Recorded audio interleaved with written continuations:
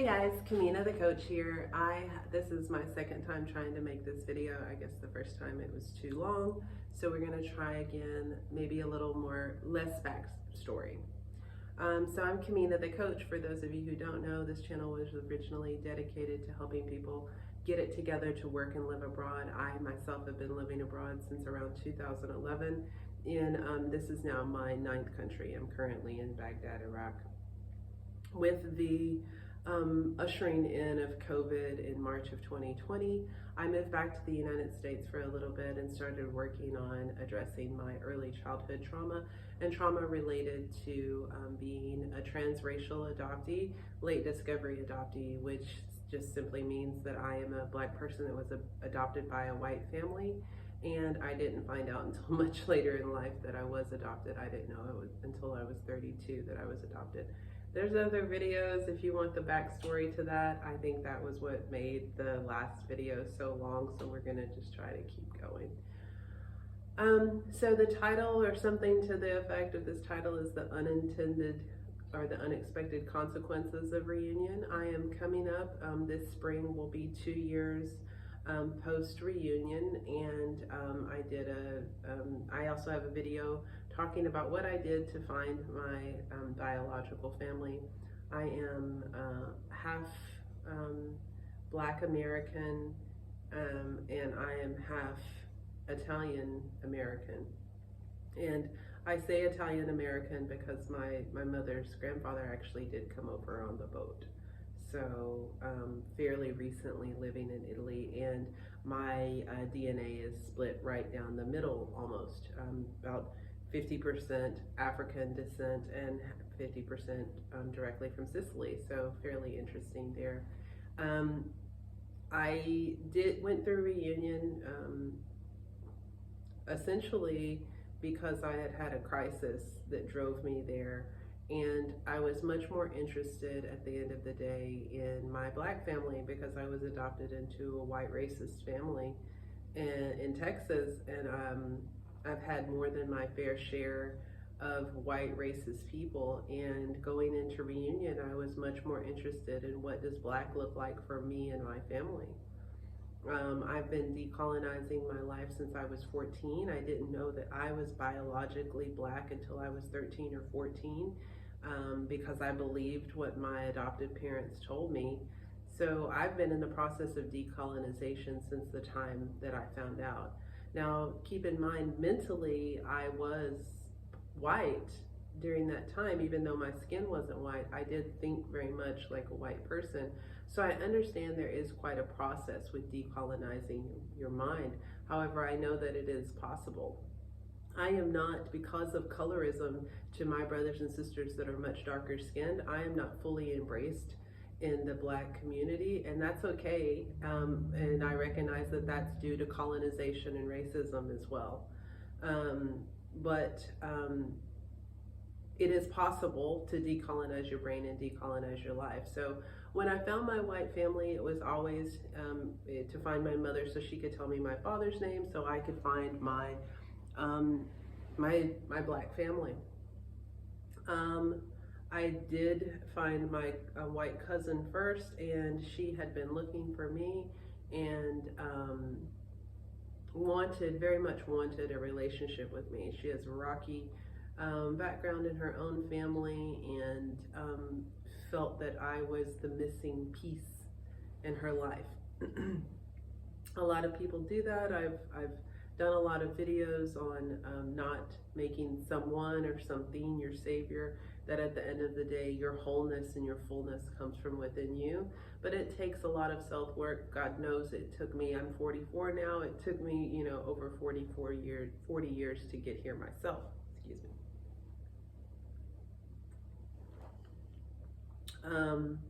My friend asked why she might feel this need to connect to me, and it's probably because she was deeply connected to my mother, my biological mother, who has cut her off, and my biological mother also cut me off shortly after we connected,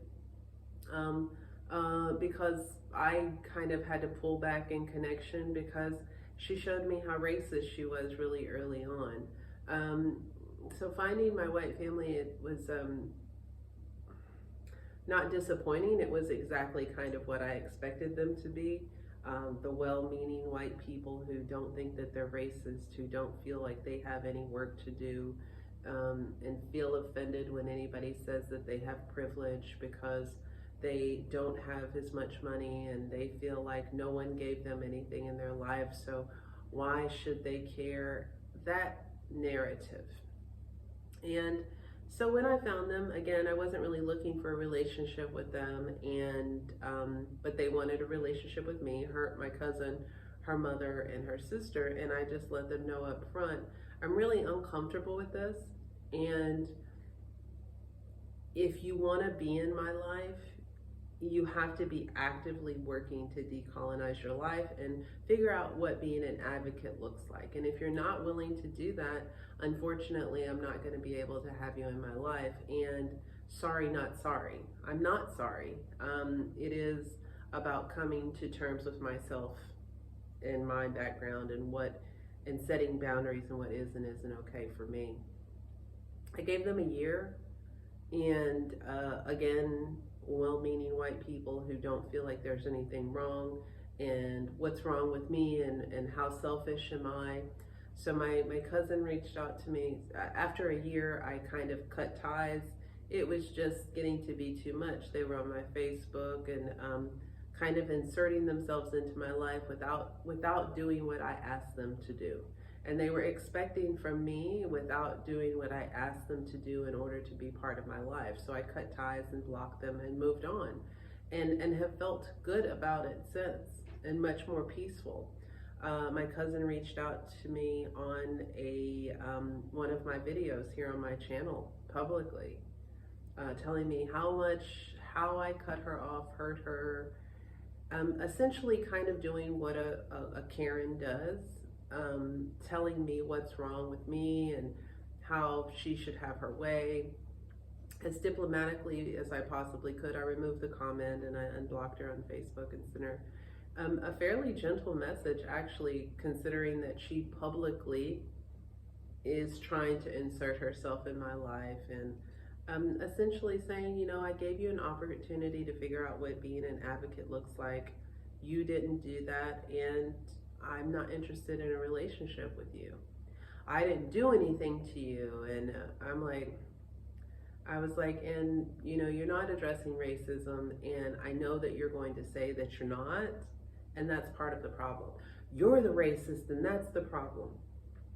I systematically can't be racist, but I will admit that I am prejudiced, and I've already admitted that in the video, and I am constantly doing the work to decolonize my mind.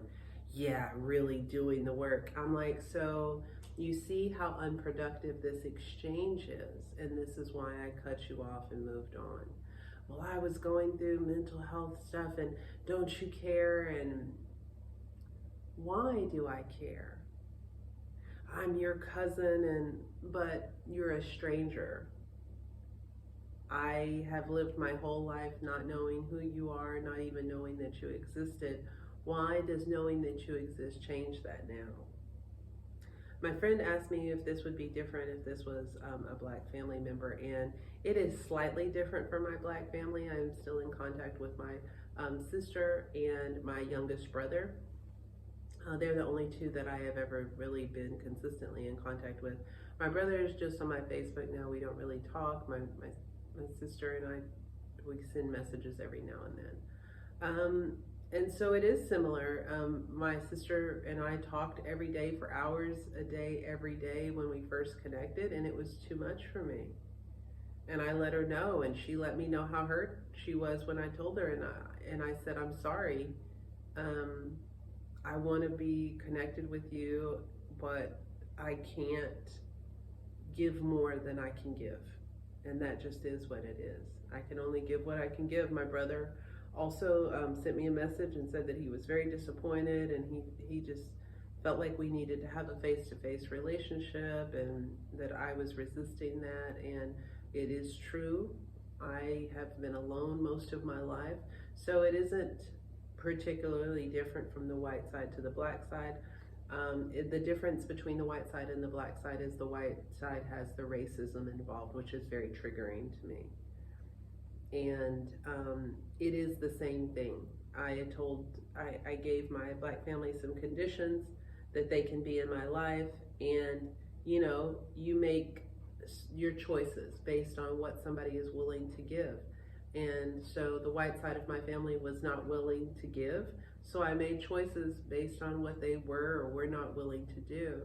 And the argument was upsetting. The situation itself isn't really, because I feel good about my decision, because my decision is for my mental health and for my sanity. And I think an unintended side effect, an unintended consequence of reunion is the lives that we disrupt in the process. But the truth is that I have a right to my story.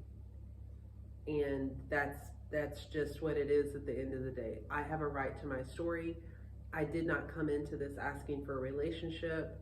I offered what I could under the conditions which I could offer them. If that didn't suit you, I am sorry for that hurt you, but I am not sorry for my boundaries. It is part of setting boundaries. They are not always easy to do. If it was easy, everyone would be doing it. Unintended side effect of unintended consequence of reunion. Would I change it? Would I go back? Would I take it back? Absolutely not.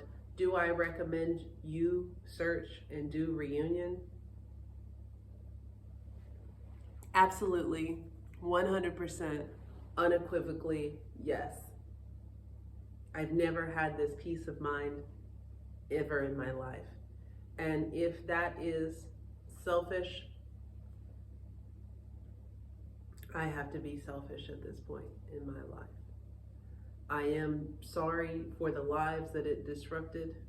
This is why I think that people should look more seriously when they get pregnant, taking care, looking at abortion laws differently, looking at adoption differently, because it doesn't just disrupt the life of the adoptive mother and the birth mother, it disrupts all of our lives. So that's all. I'm going to go ahead and end it here, because hopefully this video will upload now.